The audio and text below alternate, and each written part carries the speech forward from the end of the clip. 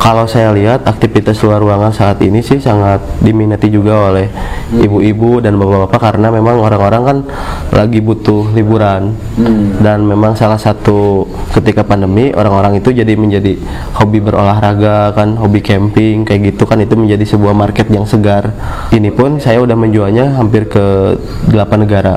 Yang paling jauh itu ke Brazil. Oh ya? Iya. Ternyata Keluar udah ekspor juga ya? Iya. Dan bisnis itu ternyata tidak bisa idealis, harus realistis dan harus mengikuti kebutuhan pasar. Ya itu kuncinya ya. Dan berhasil. Dan berhasil, dan saya pun waktu pandemi membuat sebuah gerakan social movement, membagikan kurang lebih udah hampir 6.000 piece APD. Hampir untuk wilayah Kabupaten Bandung saya udah bagikan ke beberapa paskes atau ke bidan praktek, ke klinik, ke Di masa-masa awal pandemi berarti Iya. ya? 5, 4, 3, 2, 1, action!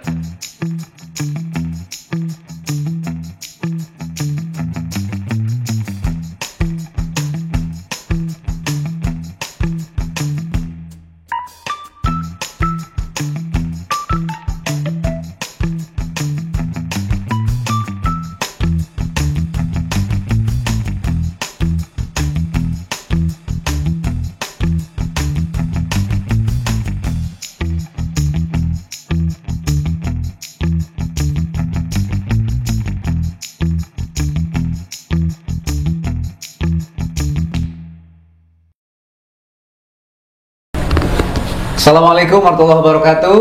Kembali bersama kami di Cermin, cerita menginspirasi.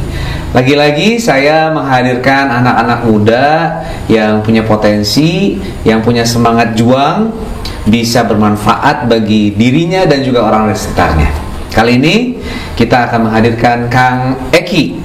Kang Eki, Damang? Alhamdulillah, Damang. Alhamdulillah. Saya cuma tahu produknya aja karena saya tahu ini produknya berkualitas dan kalau di Kabupaten Bandung itu cukup ternama lah ya. Explore Store Project. Kang Eki mulai dari usia berapa memulai usaha di bidang apa ini, outdoor ini ya, fashion ya? Iya. Waktu itu saya masih kuliah semester 4. Di tahun 2015 memulai usahanya. Tapi mulai fokus untuk bisnis explore ini di tahun 2017 pas semester akhir. Jadi belum lama sebetulnya ya? Ya. Sekitar 6 tahun. 6 tahun yang 6 lalu tahun ya? ya. Oke. 2017 yang lalu memulai yang seriusnya. Yang seriusnya. Awalnya terinspirasi dari apa kan? Apa memang juga sering ikut olahraga outdoor atau gimana? Awalnya saya kan lagi ngerjain skripsi, nah terus harus mencari inspirasi gitu agar bisa cepat beres skripsinya. Nah dari sana kan saya naik gunung. Nah pas naik gunung, saya melihat orang-orang menggunakan alat-alat camping yang begitu bagus gitu, dan saya mencoba memproduksinya. Dan saya pun pernah menjadi brand ambassador salah satu brand outdoor di Bandung. Nah dari sana saya membuat salah satu produknya, hemok. Waktu itu hanya memproduksi hemok sebanyak 3 piece, terus tenda 3 piece, playseat 3 piece dengan menggunakan modal hanya 700.000. Jadi masing-masing 3 piece. Ya, 3 piece. Tapi dipromosikannya seolah-olah banyak lah gitu ya, produk stok banyak Ya, gitu. di branding. Jadi pas dulu saya tidak mengaku sebagai pemilik brand. Jadi istilahnya orang-orang mempercayakannya bahwa saya ini hanya kerja di brand ini. Iya. Dan saya menjaga hal itu agar ada jarak antara pemilik dan calon konsumen gitu, dan mereka Karena memang masih bukan ragu ya, tapi sedang mencari format juga nih gitu kan, kira-kira penerimaannya bagaimana gitu ya. Oh jadi seperti itu ya, strateginya ya.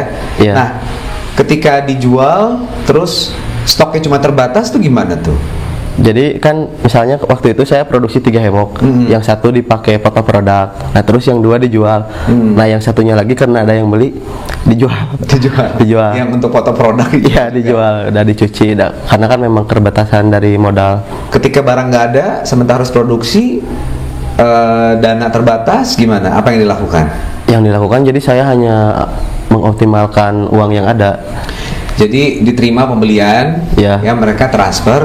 Jadi duitnya tip pelanggan-pelanggan oke. Ya, Gitu. betul, seperti itu. Berapa marginnya tuh Pak, ketika di awal? Di awal keuntungannya bisa sampai 150%.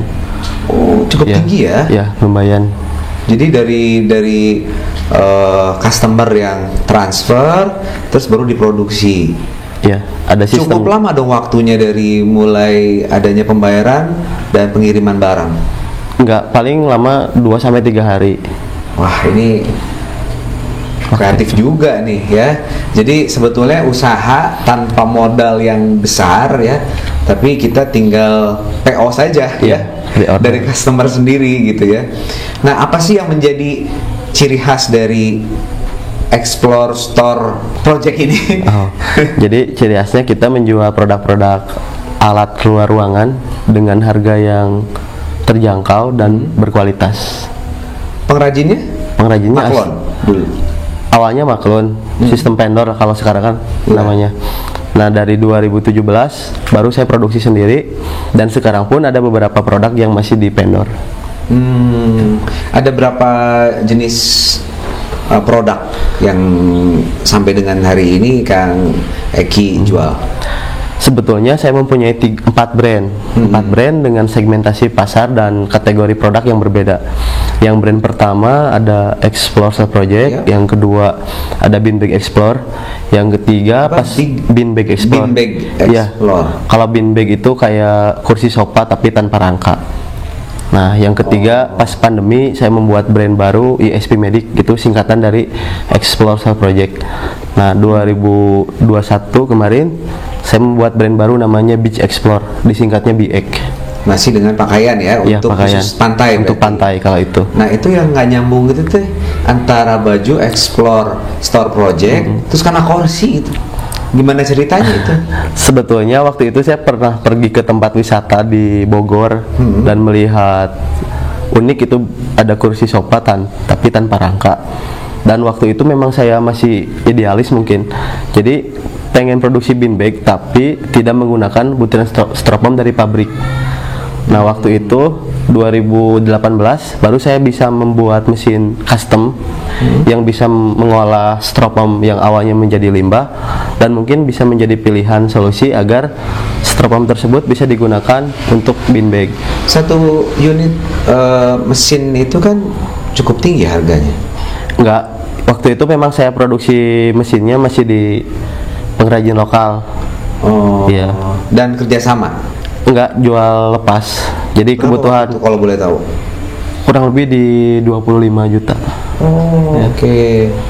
Dan ternyata Jadi dari hasil mengumpulkan itu ya, dari penjualan ya. Iya. Dan memang nggak 100% pakai olahan dari styrofoam itu karena tidak maksimal ternyata. Dan bisnis itu ternyata tidak bisa idealis, harus realistis dan harus mengikuti kebutuhan pasar. Ya itu kuncinya ya. Jadi sebetulnya dari apa-apa yang diproduksi saat ini pun mengikuti pasar. Iya.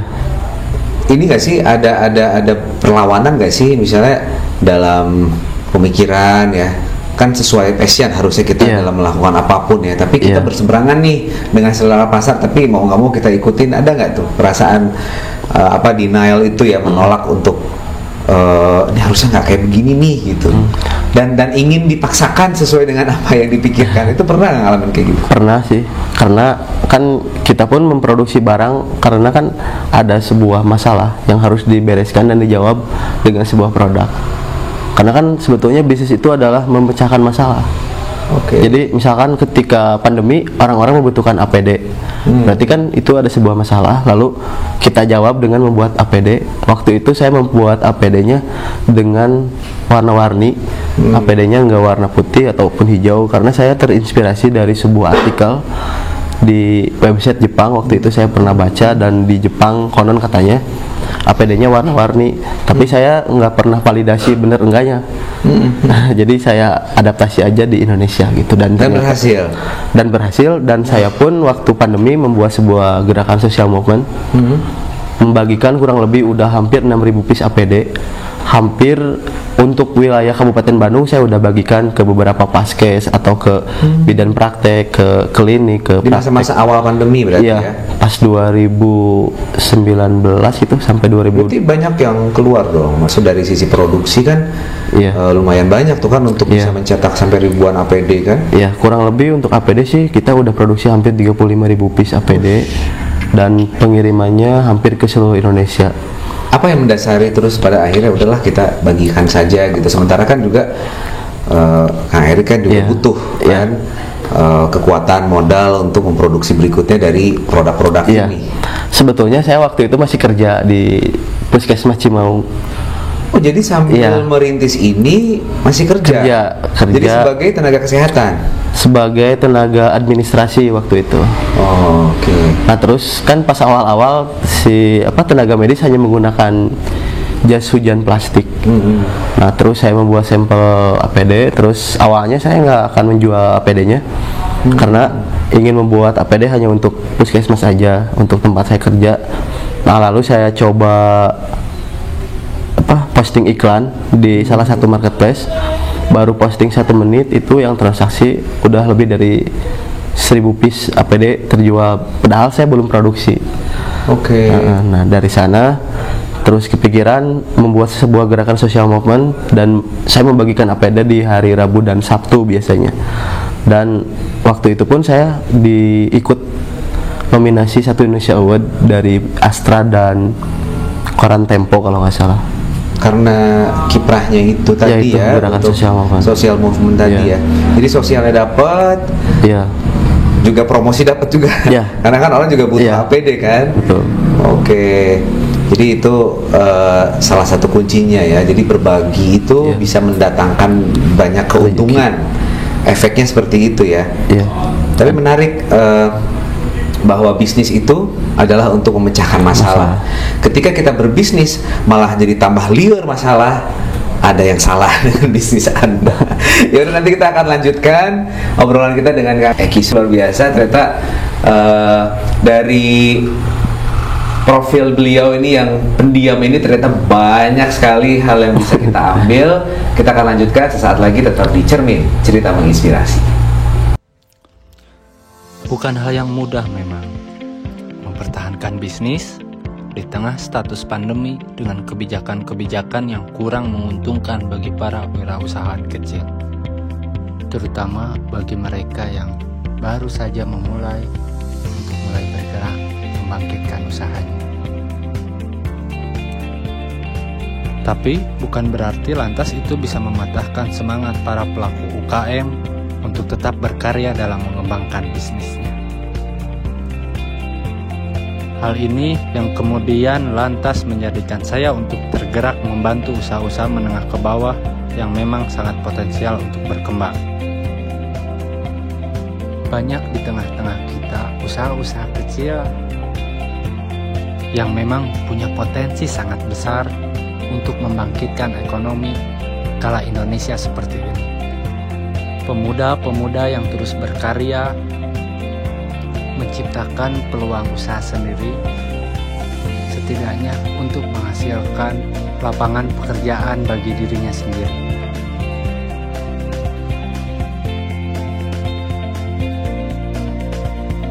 Problem utama yang selama ini saya temukan, khususnya pada UKM kecil, harus seperti apa dan bagaimana menyusun manajemen yang kuat, serta harus kemana produk yang telah dibuat tersebut dipasarkan. Dengan harapan bisa membantu dari hal kecil sehingga menjadi besar, ISP Foundation bisa membina para pelaku UKM kecil, membimbing mereka dimulai dari membentuk manajemen, membaca peluang yang ada, sampai seperti apa dan harus seperti apa kita memasarkan produk-produk kita sendiri untuk kemudian diterima oleh pasar dan menjangkau pasar yang begitu luas.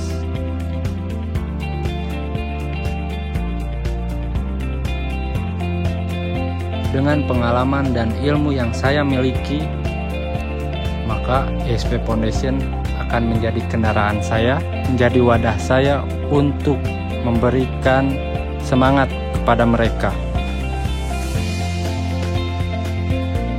yang kemudian dengan harapan menjadi solusi bagi mereka untuk lebih berkembang dan lebih bersaing di era persaingan global. Saya yakin skill-skill dan produk-produk kita tidak akan kalah saing dengan produk-produk dari luar. Bahkan secara kualitas kita pasti akan lebih unggul. Langkah ini tentunya dapat dukungan dari pemerintah daerah secara langsung. Bahkan mereka sampai mengundang tim kita untuk langsung berdiskusi dengan Bapak Bupati. Dimulai dari langkah sosial movement hingga akhirnya bak menemukan mutiara di tengah lautan.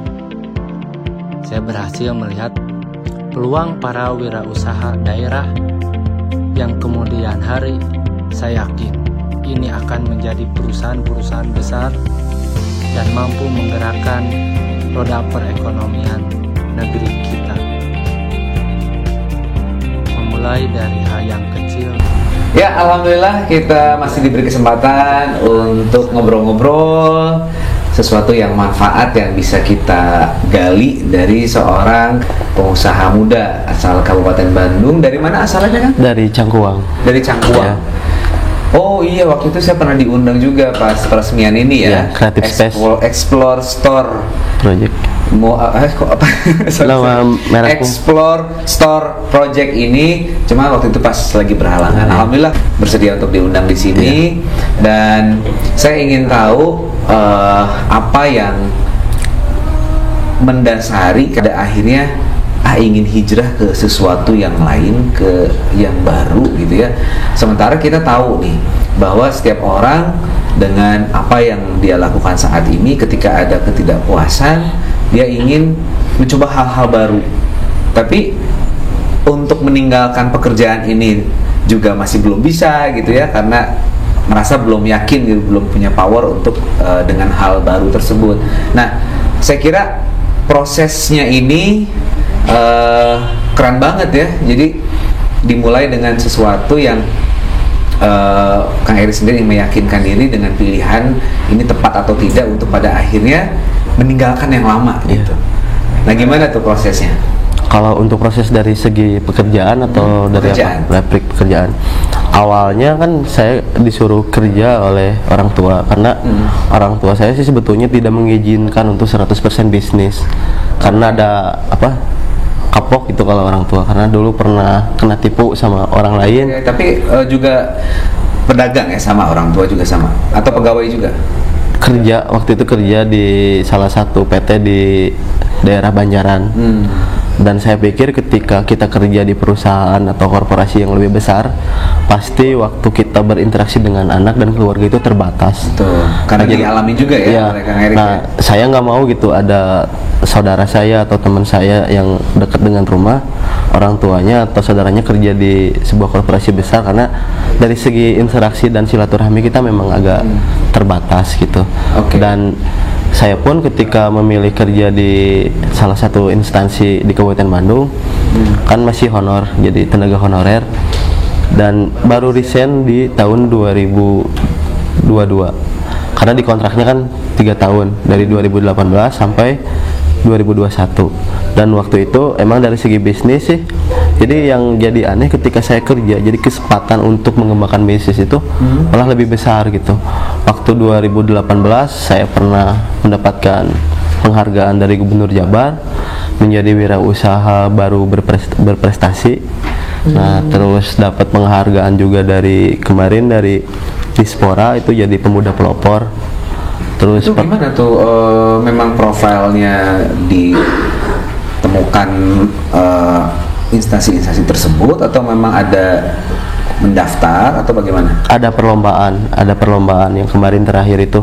Kalau yang satu Indonesia Award saya nggak daftar, jadi tiba-tiba saya didaftarkan oleh salah satu media waktu itu karena pas pandemi saya kan membuat gerakan yang tadi saya ceritakan dan itu ramai juga di beberapa media dipublis gitu dan mungkin ketika saya membuat gerakan itu, gerakan sosial, lalu oh ini mungkin bisa masuk ke nominasi satu Indonesia Award dan saya pun ikut ke nominasi itu tapi nggak jadi juara. Nah waktu jadi pengalaman ya jadi pengalaman dan waktu kemarin di Pemuda Pelopor Kabupaten Bandung itu tahu ada perlombaannya H-1 gitu karena mungkin sosialisasinya kurang merata gitu dan saya ikut dan alhamdulillah jadi juara 2 dan disuruh untuk lanjut ke provinsi tapi nggak jadi juara tapi ya menjadi pengalaman juga bagi saya sendiri gitu.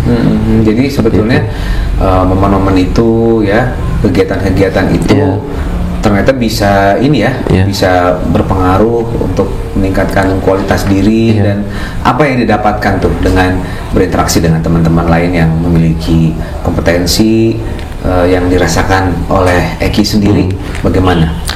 Yang saya rasakan saya mendapatkan sebuah insight baru dan mendapatkan sebuah pelajaran yang mengharga karena waktu saya ikut di Pemuda Pelopor Kabupaten Bandung khususnya karena kan ada pembinaan jadi saya pun tahu gitu mereka pun mempunyai sebuah gerakan yang lain, ada yang di bidang pendidikan, ada yang di bidang teknologi gitu, ada yang di bidang sosial dan memang saya lihat gejolak gerakan sosial maupun di Kabupaten Bandung ini sangat tinggi, cuma tidak ada satu forum yang khusus mewadahi gerakan-gerakan tersebut. Jadi seolah-olah gerakan tersebut seperti berlomba-lomba untuk mendapatkan sebuah penghargaan.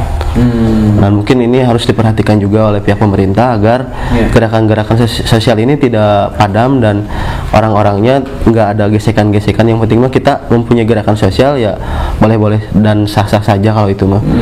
Dan saya pun pas bulan Agustus 2021 pernah mengirim 7 ton sayuran ke kebun binatang Bandung. Karena waktu perjalanan saya mau silaturahmi ke rumah dinas wakil gubernur Jawa Barat itu saat pandemi berarti ya? Ya pas pandemi. Bercerita kan teman-teman di mobil katanya ada salah satu satwa yang akan dipotong dan dijadikan pakan untuk binatang buas. Nah dari sana saya coba interaksi dengan pihak kebun binatang dan ketika ditanya kebutuhan pakan yang paling urgent apa dan semuanya urgent. Nah karena saya melihat harga sayuran di tempat saya masih lagi murah, saya beli dengan harga yang layak dan dikirim ke kebun binatang Bandung. Berapa banyak itu waktu itu? 3 mobil. Oh, luar biasa. Jadi itu yang gerakan-gerakan itu yang pada akhirnya membuat Kang Eki ini merasa bermanfaat dan pada akhirnya manfaatnya juga bisa diterima gitu ya. Oke, kembali ke bisnis ini sendirian atau ada tim atau berpartner dengan kawan? Kalau dari segi modal secara pribadi dari saya sendiri. Jadi ada bagian produksi, ada bagian penjualan, ada admin, terus ada bagian keuangan juga, ada bagian desain sebetulnya udah ada sih. Kayak gitu. Nggak ada kerja sama perbankan untuk permodalan? Permodalan pernah sekali kemarin. Karena kalau kata orang keuangan, kalau bisnis tidak mempunyai hutang itu tidak sehat. Jadi biar bisnisnya sehat, saya pinjam uang. Oke. Tapi kok baru sekali? Baru sekali. Cukup kapok? Sekali. Enggak kapok. Cuma ya sekali dulu, mungkin kedepannya bisa nambah lagi. Tapi ternyata memang cukup membantu ya untuk permodalan untuk bisa menjadi lebih besar lagi ya. Saat ini kan pemerintah juga ada seperti KUR gitu ya, atau pembiayaan bantuan-bantuan yang seperti itu pernah mencoba mengupayakan. Saya pernah dapat bantuan modal dari pemerintah juga. Apa dari itu bentuknya? Berupa uang cash dari Kemenkop. Oke. Itu hadiah waktu saya jadi juara di WUB pas zaman gubernurnya Pak Ahmad Heriawan. Jadi kan ditanya mau apa, karena kan ini hanya sebuah figura, tidak ada nilai jual. Ya saya mah pengen punya mesin, pengen dapat merek, legal merek juga, dan alhamdulillah dibantu oleh Kementerian Koperasi dan UMKM. Terus yang kedua Itu dapat inisiatif Kak Eki sendiri ya? ya, jadi bikin Tidak semua peserta juga punya fasilitas itu. nggak semuanya bisa dapat, cuma ditanya kan saya. Iya. Saya pengen dapat mesin dan merek, dan dibantu juga, dan waktu itu ditantang untuk membuat proposal bisnis. Dan alhamdulillah nilainya paling tinggi. Kalau orang lain itu bikin sendiri proposal bisnisnya. Orang lain nilainya 10, saya 13, jadi dapat uangnya 13 juta. 13 juta itu. Mantap ya. Jadi memang ya kekuatan kita berkomunikasi ya, meyakinkan. Karena memang tidak mudah juga kan membuat proposal seperti yang mudah, tapi bagaimana kita bisa meyakinkan dan terlihat bahwa kita yakin dengan bisnis kita, itu yang penting ya. Jadi ini luar biasa nih pengalamannya Kang Eki ini, juga bagaimana sampai dengan besar ini sudah melalui berbagai macam tahapan. Dan untuk teman-teman semuanya, ini anak-anak muda di Kabupaten Bandung, terus berinovasi, terus berkreasi, jangan mudah menyerah gitu ya. Dan kita ingin tanya nih, pernah nggak ada satu kejadian ya yang tidak mengenakan, terus sempet down gitu? Pernah, saya waktu dapat orderan tenda. Awalnya orderan tendanya 5.000 piece waktu gempa Palu. Oke. Nah, terus saya salah sablon warna tendanya. Harusnya tendanya itu sablonnya warna putih. Ini saya pakai sablon warna hitam. Dan itu kan kalau harus diganti kan nominalnya sangat besar gitu kan. 5.000 pieces ya? Iya. Tenda besar-besar lagi kan? Ya, tenda camping, cuma kapasitasnya untuk 10 orang waktu itu. Oh, lumayan. Ya, kan awalnya kan pas komunikasi sablonnya warna hitam, terus yang kedua putih. Nah, terus sama saya langsung di sablon warna hitam, harusnya putih, dan saya dari sana pun ya hampir ngedown lah. Dan terus saya coba Terus kasih penawaran, diganti jadi warna putih? enggak, saya kasih penawaran gimana kalau harganya dikurangi beberapa rupiah gitu. Dan alhamdulillah bisa. Terus yang kedua pernah salah transfer waktu belanja kain. Dan itu nominalnya juga lumayan. Jadi salah transfer. Kali balik setelah saya koordinasi dengan pihak perbankan. Itu ribet juga. Ya, lumayan. Belum tentu si pemiliknya juga, pemilik nomor account yang salah alamat itu juga mau mengembalikan. Berapa lama itu waktunya? 6 jam. Dan saya pun cuma 6 karena kan ketika ditanya ke pihak Bank Mandiri, oh nggak ada transferan ke BCA, dari BCA nggak ada, nomor rekening ini nggak ada di BCA. Jadi itu hambatannya ya, rintangan saat menjalani ini. Dan saat ini sudah established, sudah berjalan, dan cash flow lancar ya? Alhamdulillah lancar. Oke, nah ini bisa berbagai macam produk ini gimana, apa nggak jadi puyeng gitu kan, untuk ada brand ini gitu. Kenapa nggak satu brand aja tapi jelas segmennya?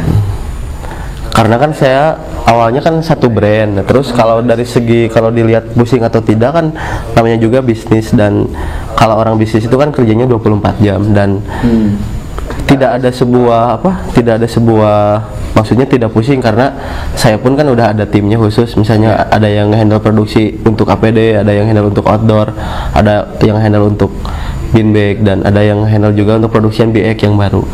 Jadi kan semuanya jadi jelas juga ya, maksudnya ini target marketnya kemana gitu ya. Kalau untuk yang tertinggi apa ininya, merek ini ya? Iya, yang pertama Explore Project ya, karena dari 2015 kalau itu. Kalau bin bag kan baru dipublisnya di 2018. Prospek ke depan masih dinilai cukup bagus nggak sih? Kalau memang ada yang mau ikut di dalam bisnis outdoor ini? Kalau saya lihat aktivitas luar ruangan saat ini sih sangat diminati juga oleh ibu-ibu dan bapak-bapak, karena memang orang-orang kan lagi butuh liburan.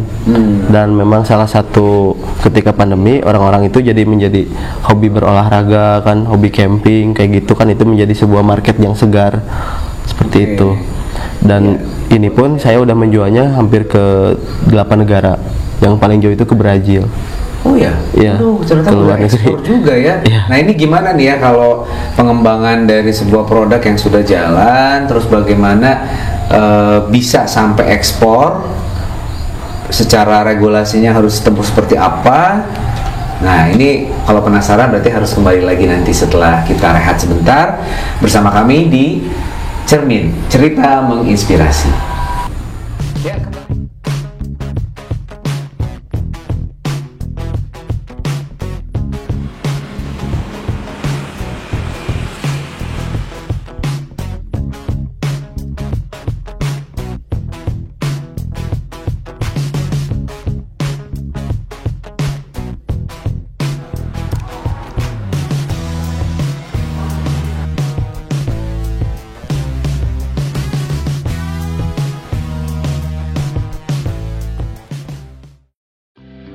Perkenalkan, nama saya Ki Pebi Krismawan.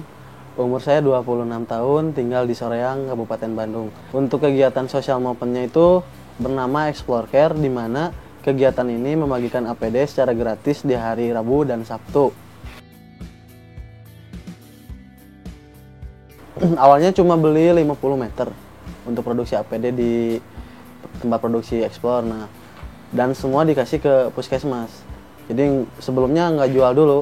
Jadi sebelumnya saya membuat APD khusus untuk puskesmas, terus banyak masukan dari teman-teman juga, dari tim medis, dari tim produksi, gimana kalau bikin APD-nya untuk diproduksi dan dijual. Lalu saya iseng bikin iklan, dalam waktu 1 menit ada yang pesen 1 lusin, 12 lusin, 7 lusin. Nah, di sana saya merasa terpanggil untuk membuat APD.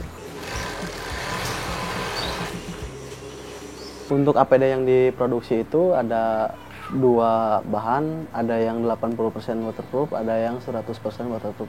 Nah, untuk tipenya terdiri dari tipe hazmat atau coverall, ada juga yang tipe gaun atau kimoni 1, atau ada juga yang gaun kimoni 2. Lalu ada juga model jumpsuit, terus kita juga produksi jas lab, produksi baju oka juga. Terus dari ukuran sampai 5XL, ada juga yang all size. Dan untuk warna bervariatif. Untuk realisasinya kita membagikan APD ke beberapa fasilitas kesehatan. Contohnya untuk di Kabupaten Bandung kita memberikannya ke puskesmas, kadang ke rumah sakit, kadang ke klinik, atau ke praktek dokter mandiri, atau ke bidan praktek mandiri juga.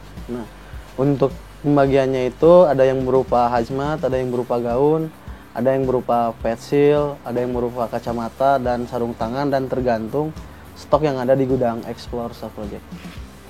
Dia itu yang pertama menyuplai ke Puskesmas Cimaung itu beliau, karena beliau itu lebih tahu kebutuhan di puskesmas itu apa. Ya, dia itu menyumbang hazmat, gaun, pisau, sarung tangan, bahkan sepatu juga gitu. 80% puskesmas di Kabupaten Bandung mendapatkan APD jika mereka mengisi formulir untuk melakukan permintaan APD. Jadi saya juga takutnya dalam arti gini, saya ngasih ke paskes misalkan, tapi paskesnya tidak mau menerima APD, makanya saya mintanya by request kalau untuk di wilayah lokal. Nah, kalau untuk di seperti yang wilayah zona merah atau zona hitam, itu inisiatif dari tim Explore. Selama ini masih belum banyak yang menyentuh teman-teman dokter praktek mandiri. Kita masih sangat kekurangan alat perlindungan diri. Walaupun sekarang sudah banyak dijual online, tapi perhatian masih belum maksimal ke tenaga medis.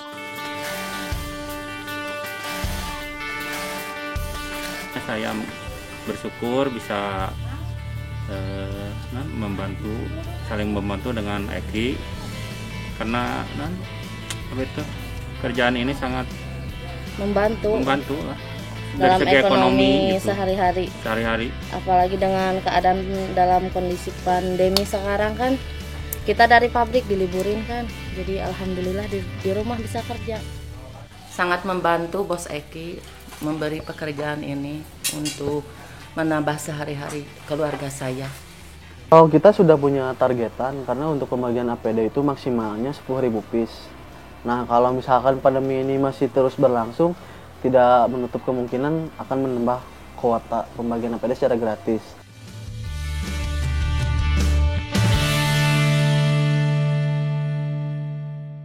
Ya, kembali bersama kami di Cermin, cerita menginspirasi.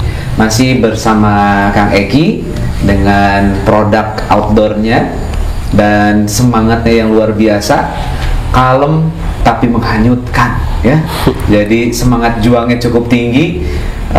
Mudah-mudahan ini juga bisa memotivasi teman-teman semuanya yang ingin mengembangkan usahanya. Tadi kita sudah tahu dari Kang Eki mengenai ternyata produk itu sampai diekspor.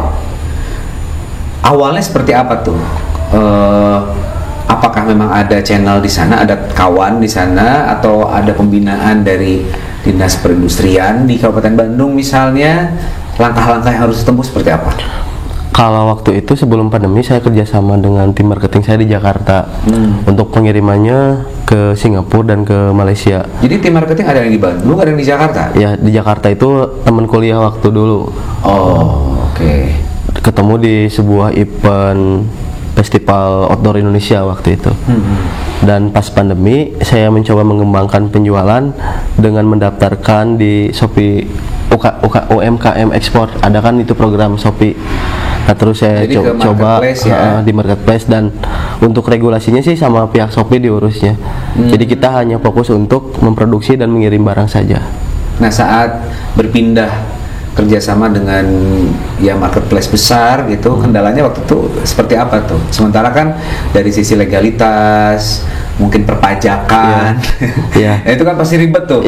Gimana? Kalau dari segi legalitas, sebetulnya hanya berbentuk CP pun bisa kalau di marketplace. Dan kalau misalnya memang sudah ada CV-nya sudah ada. Dan itu kan kalau misalnya si tokonya mau di-upgrade menjadi toko official, memang ada beberapa prosedur yang harus ditempuh, seperti sudah memiliki izin haki, terus udah mempunyai CP juga atau badan usaha, dan sudah pernah dipublish dijual di seperti department store, ataupun pernah diposting oleh influencer yang minimal followernya itu 1 juta waktu itu persyaratannya. Terus pernah dipublish di 5 media nasional, itu baru bisa menjadi persyaratannya. Cukup berat juga ya. Tapi alhamdulillah memang sudah berjalan kan. Alhamdulillah udah bisa berjalan, dan waktu ada penawaran program ekspor saya coba penuhi juga, dan awalnya hanya 3 negara. Waktu 2019-2021 nambah jadi 5 negara, pas 2021 nambah jadi 8 negara. Dan pasti secara profit lebih menguntungkan ya? Harganya sama. Yang jadi masalahnya itu harganya sama dengan harga di Indonesia. Karena kan mungkin ketika dijual di Malaysia pasti harga barang kita lebih mahal. Cuma kan oleh pihak Shopee internasionalnya digunakan untuk memenuhi beberapa regulasi di sana juga, seperti ya, artinya untuk biaya cukai kayak kan, gitu ya. Termasuk juga masalah ya operasional, pembiayaan dan sebagainya. Kalau kita nggak pusing udah diurusin. Jadi sebetulnya itu cara yang termudah ya untuk barang kita bisa dikenal oleh orang-orang masyarakat luas, bahkan sampai di luar negeri, bermitra dengan marketplace seperti itu ya. Saya kira ini luar biasa, dan kalau kita mau berikhtiar, kalau kita mau berjuang ya, tidak kenal menyerah, insya Allah ada jalan ya. Mungkin terakhir ada pesan-pesan dari Kang Eki kepada teman-teman semua. Silakan kalau ada pesan-pesan nih untuk teman-teman di Kabupaten Bandung. Pesan-pesannya, kita harus terus berikhtiar dan percaya dengan apa yang sedang kita lakukan, karena sebuah bisnis bukan hanya perkara modal, tapi harus dengan ilmunya juga. Dan jangan pernah menyerah, karena Tuhan selalu memberikan kita jalan yang terbaik dengan apa yang telah kita jalani. Dan bagi teman-teman di Kabupaten Bandung, kalau ingin sharing bisnis ataupun belajar bisnis, bisa bareng-bareng di Forum Kewirausahaan Pemuda. Forum Kewirausahaan Pemuda. Mungkin ada ininya, ada mungkin sosial medianya atau contact personnya? Ada di Instagram FKP Kabupaten Bandung. Dan FKP ini dibentuk oleh Kemenpora dan udah tersebar di beberapa provinsi juga. Dan Kang Eki termasuk salah satu Kebetulan saya menjadi ketuanya, ketua FKP Kabupaten Bandung, dan di FKP bukan kita menjadi seorang ahli bisnis, tapi betul-betul sama-sama belajar bisnis. Oke Kang Aki nuhun. Waktosna mudah-mudahan tambah maju lagi usahanya, lebih diterima oleh masyarakat Kabupaten Bandung dan juga seluruh masyarakat di luar sana. Terima kasih. Mudah-mudahan pertemuan ini, pembicaraan kami ini bermanfaat untuk Anda semua. Insya Allah kita ketemu di Cermin edisi berikutnya dengan tema-tema yang lebih menarik. Terima kasih. Billahi taufiq wal hidayah. Assalamualaikum warahmatullahi wabarakatuh. Waalaikumsalam. Kang. Ya, wah ini produknya